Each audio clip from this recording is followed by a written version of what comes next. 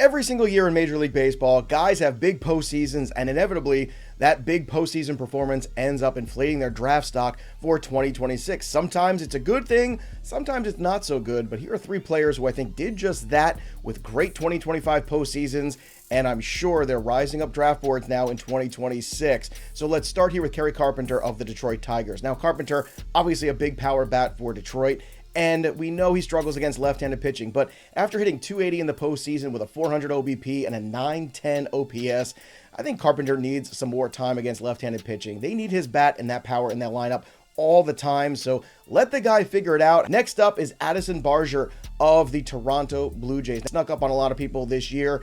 Obviously a nice player for the Blue Jays, but he had a terrific postseason. 367, 441, 583 slash with 1,000 OPS. He also had 3 homers, some big ones too, and 9 ribbies. So look for people to start looking at Barger as a real option this year in the corner spots, because third base is pretty weak again in 2026. And last, but certainly not least, let's talk about Trey Yesavage. What an incredible story for this young kid who was drafted in 2024, came all the way from A-ball, all the way up to the big leagues in the same year, then finds himself in the World Series and having an incredible World Series at that.